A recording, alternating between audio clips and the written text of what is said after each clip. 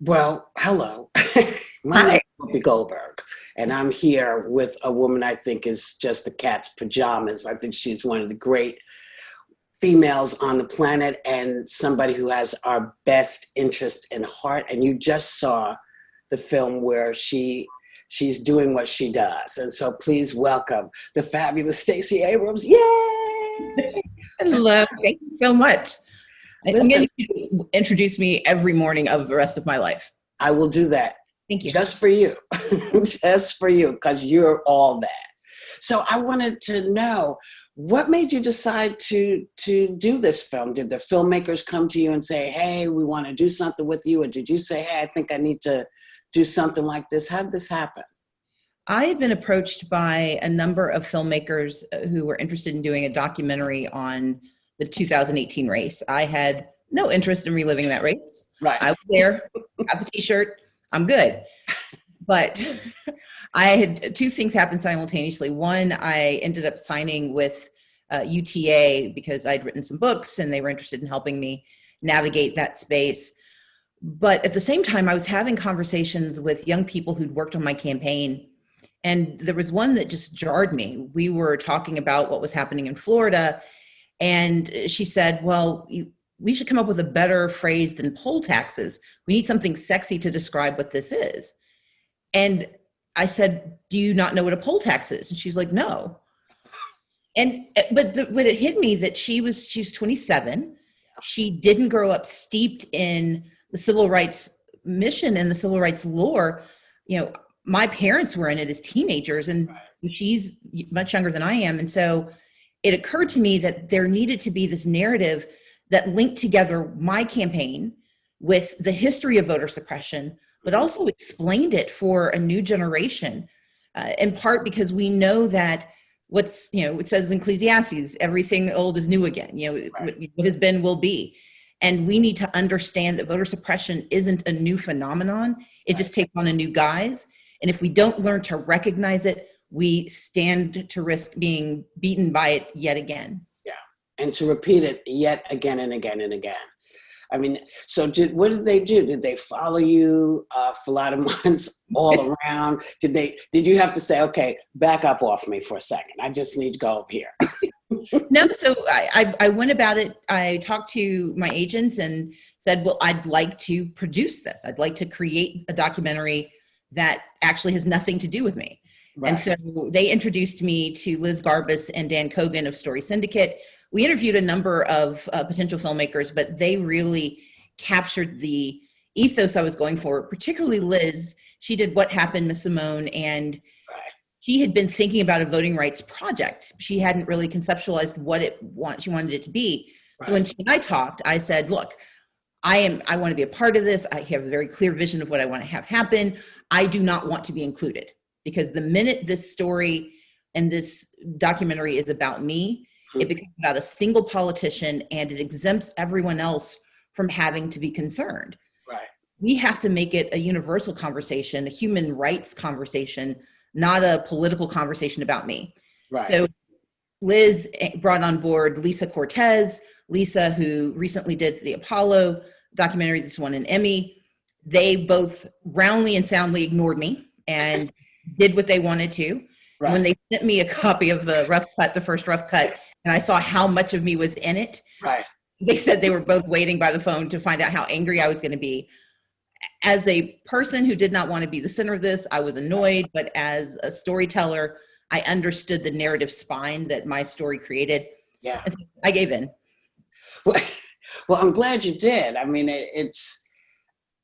when you think about it, all that you went through, and both you and your opponent had issues at the polls when you went to vote. I mean, so if it had been, somebody else and not you, I don't know if people would have really sort of watched with the attention span that folks are watching with. And so, how do you think that was happening everywhere in Georgia? Were all the precincts having problems like that? No, not all of them. In 2018 in particular, we know it was a fairly targeted set of challenges. But I will say this, the incompetence of the Secretary of State in his office actually hurt a much broader swath of people. And so while I think voter suppression does tend to target people of color and young people and the poor, the challenge with that kind of ammunition is that the shrapnel hits everybody. Right. And the incompetence actually led to more challenges.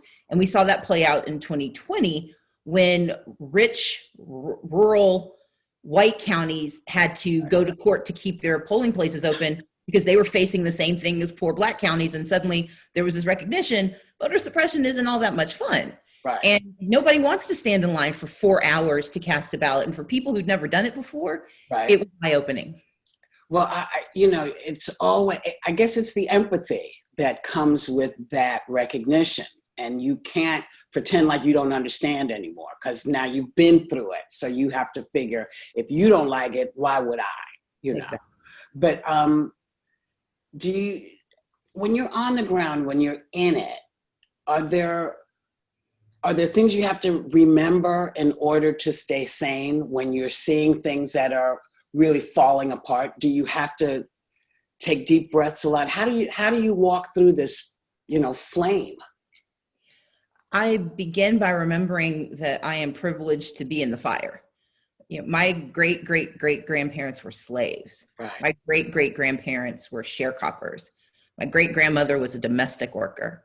My grandparents on my dad's side were cooks at a university for 40 years. And for most of that time, their children couldn't attend that college.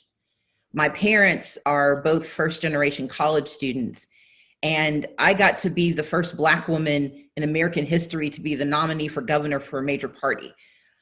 I can take the flames because I'm lucky to be here. Right. And for my purposes, my obligation is not to bemoan my fate. It is to work to make certain that others have opportunities that have been granted to me, but more importantly, that I continue the fights that were fought on my behalf long before anyone knew my name.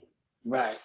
So I'm going to ask you, take a second and walk us through your state of mind over the course of that evening. I see, this is the difference between you and me. I would have showed out. You didn't do that. You chose not to do that.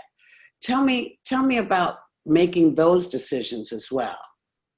So election day for me started in South Georgia. My opponent was at his home in Athens, leisurely breakfast, I guess.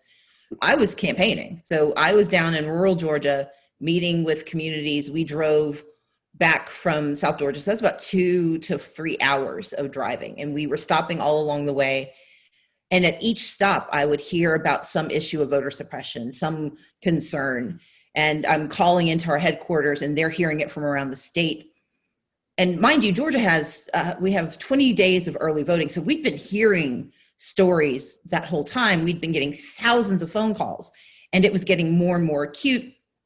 And so by the time I got to the hotel that night for election night, I was excited and energized because of all of the numbers we were hearing, but I was also deeply concerned because of all the stories we were hearing. And I pulled my siblings. I have 5 brothers and sisters. 4 of them were able to be with me. And I pulled them into the room and I was just like, I don't know. I think I'm sad. And they said, why? And I said, I'm afraid we may lose.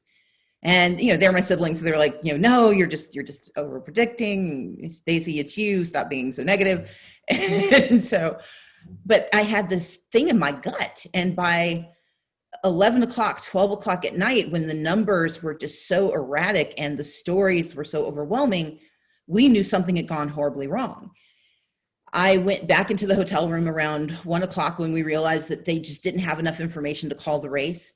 And I wrote a new speech. And I was urged by some to concede. I was urged by others to fight. But the thing was, no one in that room, no one in the hotel room, not my campaign manager, not my closest advisors, not a single one of them fixed their mouths to say that because they knew better. And my decision was, it doesn't matter if I win. I need these hundreds of thousands of Georgians to know that they have the right to be heard. And so the speech I did that night was a speech that said, we're not gonna let this campaign end until every vote gets counted. And it took us 10 days and we still don't think every vote got counted. but we fought as long as we could. Just the idea, because I mean,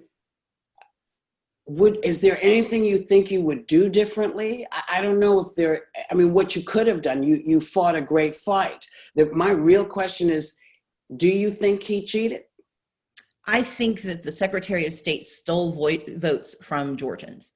I can't say that those votes would have been mine, Right. but I can tell you that given the stories and the people who were robbed, that I don't trust that the result is exactly what was said.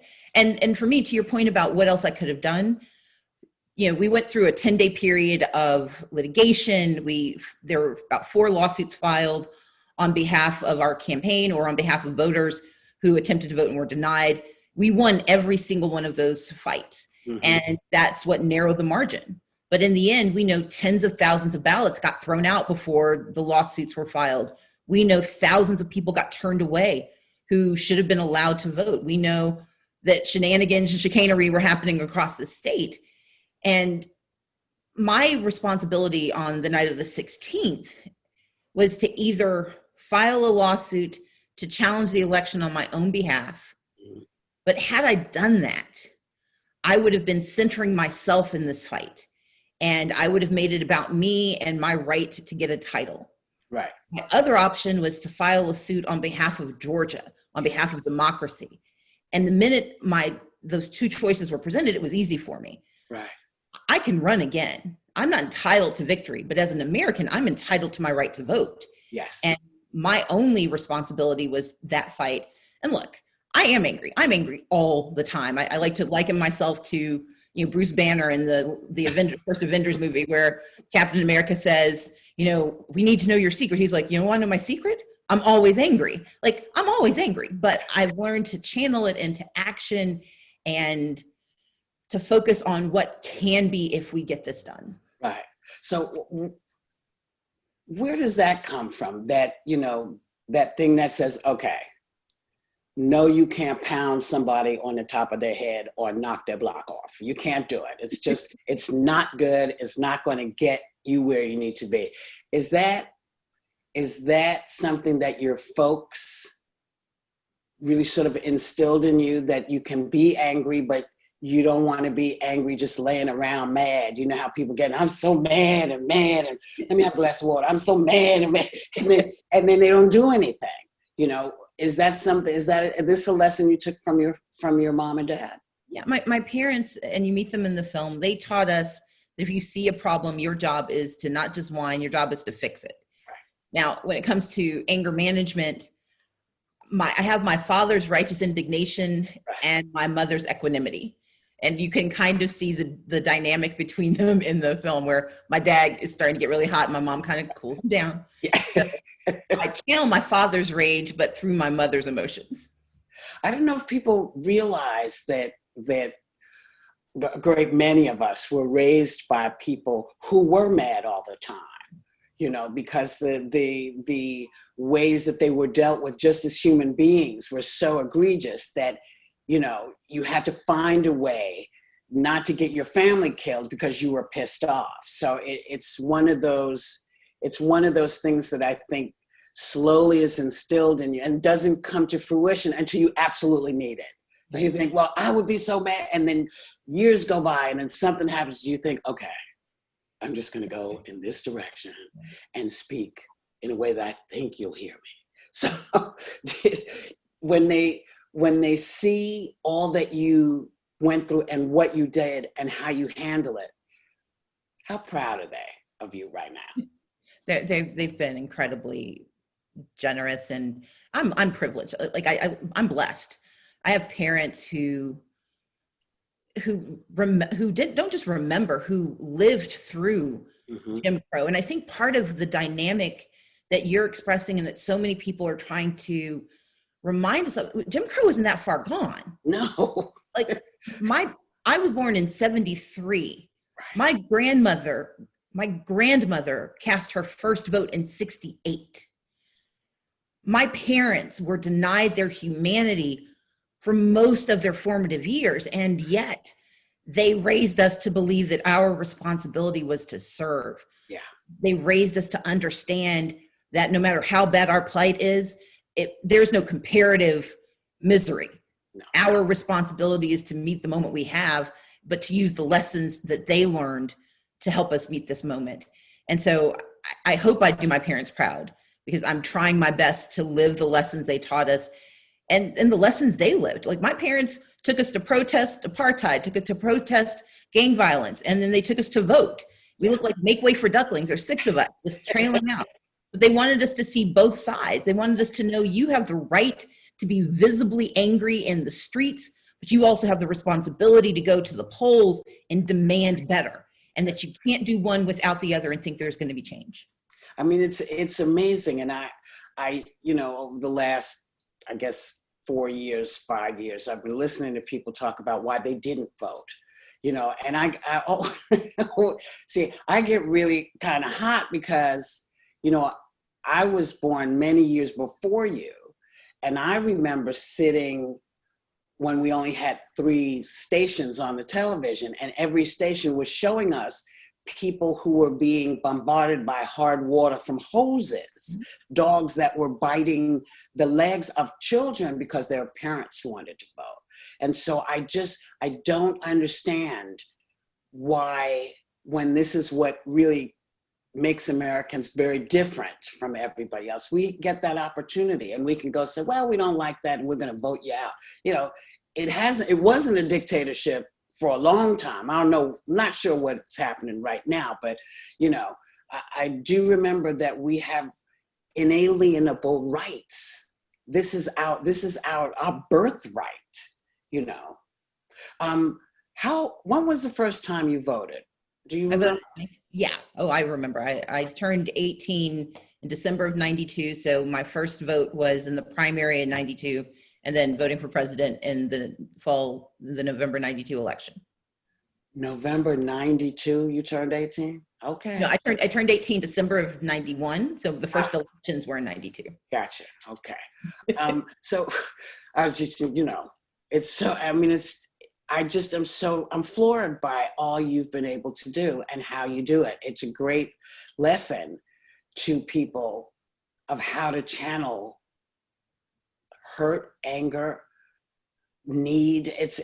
I find you extraordinary. Anyway, what do you think people need to understand really about voter suppression that they're not quite getting? What do they need? What do we need to tell them? So number one, it's what voter suppression is. Voter suppression is when the state or any organization attempts to prevent you from or discourage you from voting. It's okay to try to convince you to vote for somebody else and to tell you that somebody else should win. That's just competition. But when you actually try to impede the fundamental right to vote, that is voter suppression. And it has 3 parts. Can you register and stay on the rolls? Can you cast a ballot, or does your ballot get counted? And in this moment, we are watching all 3 of these.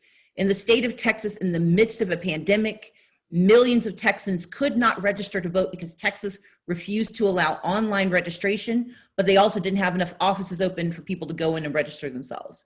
And so finally, a court said this year, you have to permit online registration. But that was an impediment. If you want to think about, can you cast a ballot? Think about the states that are fighting to keep you from using vote by mail. That's voter suppression. When someone is trying to stop you from using something that you would otherwise be entitled to, that's suppression. And then, does your ballot count? We know that during the primaries, 500,000 absentee ballots were thrown out. And disproportionately, those came from communities of color, not because they weren't eligible to vote, but because they made clerical errors, because they didn't completely understand the 75 rules written in 5 print on the back. When I got my absentee ballot in Georgia, I filled it out front and back, got ready to put it in the envelope. The envelope was sealed shut. Now, I know the voting laws of Georgia and 49 other states, so I knew that I couldn't slit it open and tape it shut, that it would get thrown out. Right. And so I called and asked for another envelope. But thousands of people who got those envelopes and got it wrong, they didn't get a chance to fix it. Right. Their votes were just tossed out. That's voter suppression. But the point of All In, the point of the work I do with Fair Fight, is that you can't fight an enemy you don't understand. And the most insidious part is when you think it was your fault to begin with. Right. We need people to understand that voter suppression isn't about user error. It's not that you're not smart enough, fast enough, you didn't try hard enough.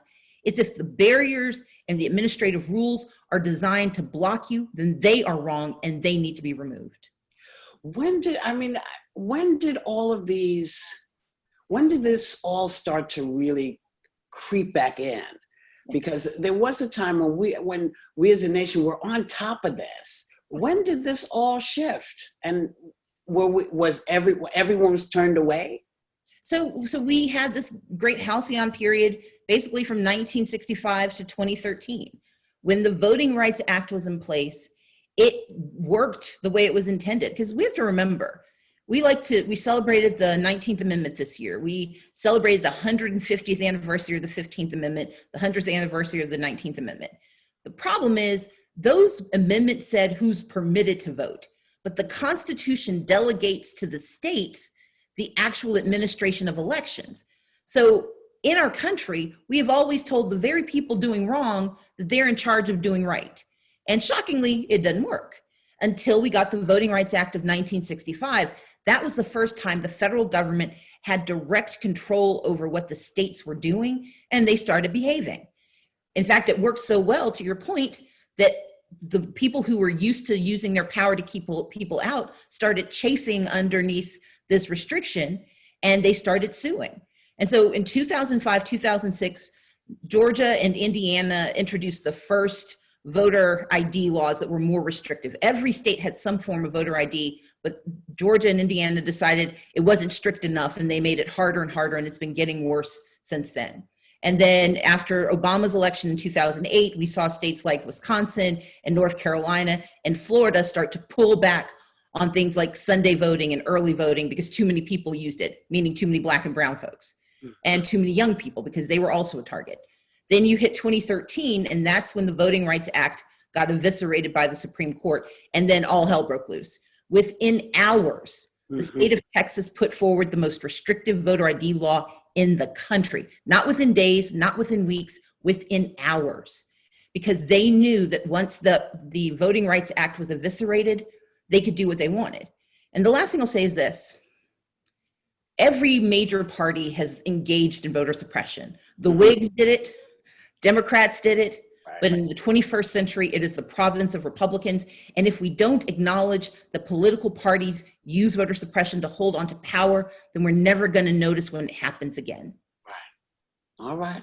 So what can people do in their towns, in their areas? What can folks do to combat voter suppression? Number one, know what it is and be comfortable knowing what it is. Don't think that you're being paranoid. They really are after you. Number two, make a plan to vote. The wonderful thing that Amazon has done, and I want to give credit to Lisa and Liz for helping build this out, it's allinforvoting.com. You can go there and you can make a plan to vote. How you can vote by mail if your state allows it, and 80% of the country is permitted to vote by mail, or 80% of the state. You can vote early in about 40 states. So you can find out if you're in one of those states, and then you can find out your polling place for election day. But we need you to make a plan to vote, make a backup plan to vote, and make a backup to your backup plan. Right. And then share those plans publicly, because the most important piece is that when you want to defeat voter suppression, you can't whisper about it. You got to shout about it. And the shouting has to be, I'm going to vote. You should come join me. So tell your friends, tell your families, tell people who owe you money, tell people you owe money, but make sure everyone you know is ready to vote in this election season. Would you recommend bringing your kids with you? Absolutely. But be socially distanced. But Yes. if you're going to do it from home, let them watch you, bring them with you, let them understand how you're making your choices when you fill out your absentee ballot. It is never too early to believe that your voice counts. And that's what a vote is. It is your power to make your voice heard, and everyone you know should know that their voice is just as powerful. Cool. Now, Allie, I want to ask a question. Can I do one more question before, because I saw a little note from you. Yes, if you both have time, yeah, totally have time Okay. for more questions. Okay, cool. So let's talk about mail-in ballots, because I didn't realize it was a problem. I've been doing it forever, but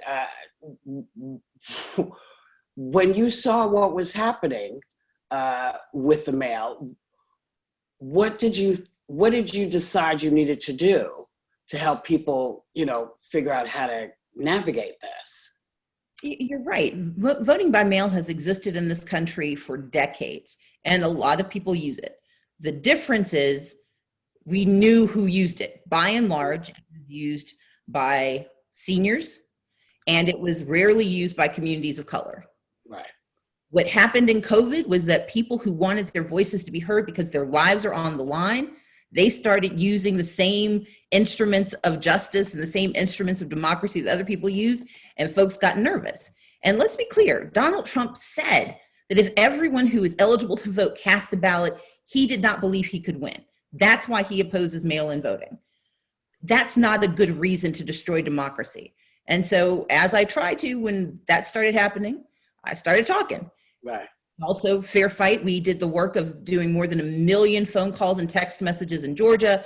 We helped do hundreds of thousands of calls in Wisconsin, and we've been working across the country during the time that Fair Fight 2020 was before we had a nominee.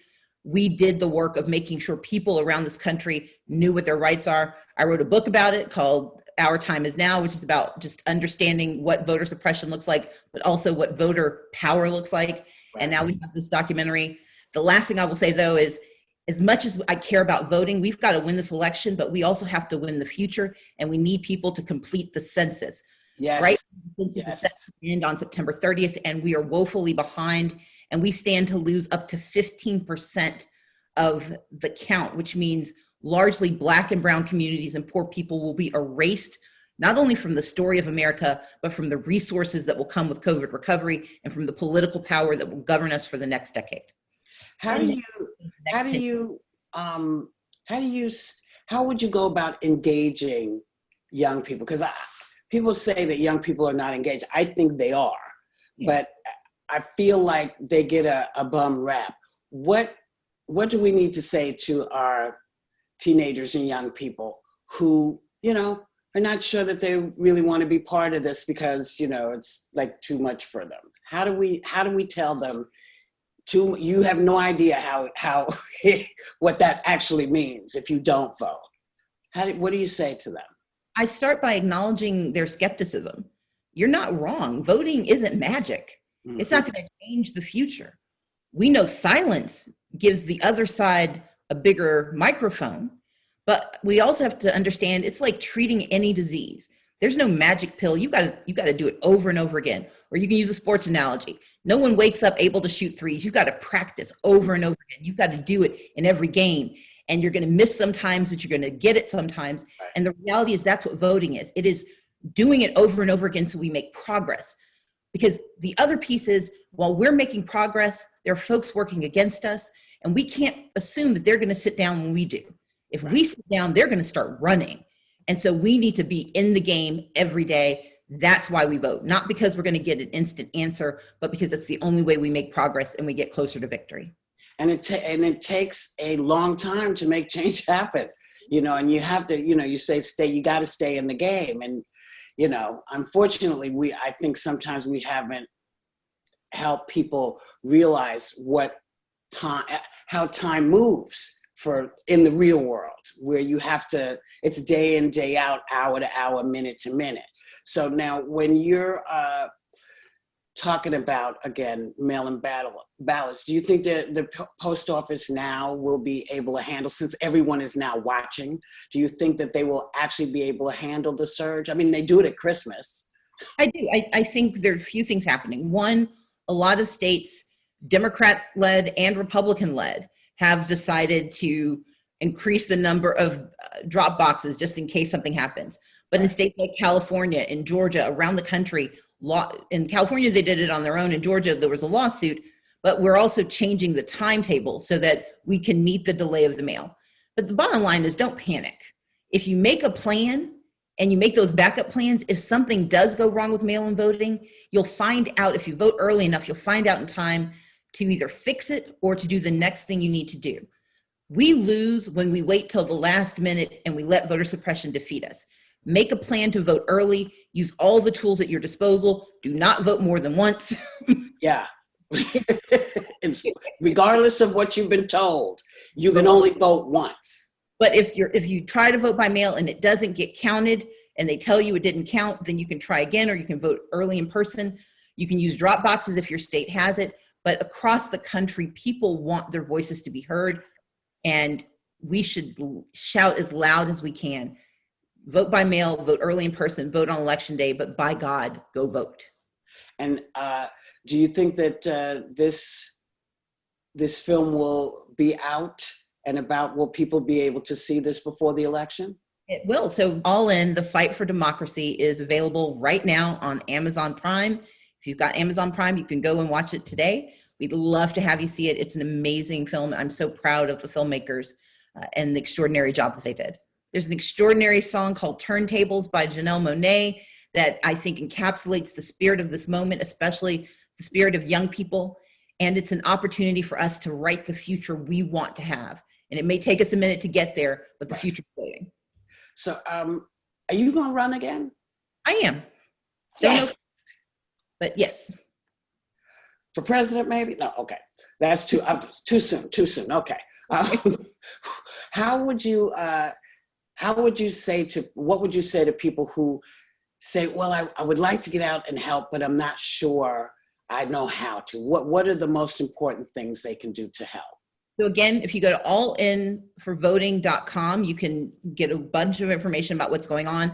The top two things we need people to sign up to be poll workers. It's usually a paid gig where you live. A lot of the folks who used to do it are over the age of 65, so they're more susceptible to COVID. So we need younger people to sign up to be poll workers. And two, if you go to fairfight.com, we need you to sign up to be volunteers, to call folks, to help them understand what's going on, to man the volunteer hotlines, and to be present as poll observers so we can protect the right to vote. What are you going to do on election day? How do you plan to spend election day and evening? Well, I'm going to start by trying to vote early by mail. Unfortunately, it didn't work for me during the primary, so I'm going to wait and see what happens. Mm-hmm. But my mission on election day, hopefully I'm going to be standing in a line, helping people get inside their polling places. I'm going to be driving around, dropping off PPE and checking on folks to make sure they're staying in line. And then hopefully by the end of the night, I'll be getting ready to celebrate the following week, the outcome. Because the other thing to remember is this election is not going to be decided on election night. Right. It's not going to be like watching a game. This is going to take time, because if everyone participates, if we overwhelm the system with our presence, delay means that the system is working. So we need to let the system work. Don't freak out, don't panic, and don't worry if someone declares himself the Emperor of America until the last vote is counted. We just need to hold our horses and we'll have an answer. Right. I have one more question for you, which is it's not here, but I wonder. A lot of people have been hinting at going out to intimidate people, hinting that this is what people have to look forward to when they go out to vote. A lot of folks might be scared. What would you say to them? Tell me what you would say to them if they're afraid to go. Should they take somebody with them? Tell me, because I think you can help people feel more empowered. Well, let's be clear. The RNC and the Trump campaign have recruited 50,000 people across 15 states to intimidate voters. So it's not a hint, it's a plan. They intend to be out there. And that's one of the reasons voting by mail can be so effective. You can avoid the lines and avoid the intimidation by casting your vote by mail. But if you need to show up in person, you should know we've been recruiting our own little army of defenders. And so we intend to be on those lines as well. That's why we need volunteers to help join us. But more than anything, they're trying to scare you out of using your right. And you need to remember that the right to vote is guaranteed by your citizenship, not by their intimidation. No one has the authority to take your right to vote away from you. And so you should hold on to that like a talisman. That's your shield. You have the right to vote, and all you have to do is stay in that line and get inside. And if you can make it through those doors and up to that polling booth, then you have the ability to change the future and vote your voice and vote your conscience. But do not let anyone scare you out of voting. They cannot use it to check your immigration status. If you are not a citizen, you shouldn't be in the line to begin with. But if you are a citizen who is legally eligible to vote, they cannot strip you of that right, even if they lie to you. Just know that lies have become the currency of this current administration, but just because you tell a lie 1,000 times doesn't make it the truth. Stay in line, keep your voice, and make sure you use it. And we're going to be there to help you. If you face any challenges, if you call 866-OUR-VOTE, we've got lawyers across this country that are ready to go out and help people protect their right to vote. That's what we're here for, and that's what we're going to get done. Give us the number one more time, Stacey. 866-OUR-VOTE. Well, it's kind of extraordinary that we are even talking about voting this way, something that, I remember, my mom cast her first vote in 1968 also. And I was a kid and I was like, well, how come, why now? And she was so excited, it's like, and then, it made sense to me after a while, but I thought, well, thank goodness we're past this part, only to discover that we're fighting some of the same battles. You are somebody who has been a beacon for women. Can you say something to encourage more young women to become involved if it so moves them in their minds that maybe they might think they'd like to be part of this fabric? Can you talk to that? I got started as a 17-year-old setting up my table in Manley Plaza at Spelman College, asking people to register to vote. Many, many, many people told me no. But my joy was when someone said yes, not because they answered me, but because they answered themselves. And our mission, especially as young women, has to be giving other people access to their power. I love the show Buffy the Vampire Slayer, and they have this in the last season. There are these people called potentials, young women who had the power to also be vampire slayers. We are a nation filled with potentials, and my mission is to activate us, because we don't have to fix every part of the world. We just have to work on our corner. But if we're all doing our part, things change. And as I said earlier, I'm proof that change is possible. I'm proof that progress happens. And I just can't wait to be joined by more potentials who are ready to change the world. You are my hero. I adore you. This was wonderful. And thank you for this conversation. Thank you. This has been the highlight. I delight in getting to spend time with you. Thank you so much, Whoopi. All right, baby. See you soon. Take care.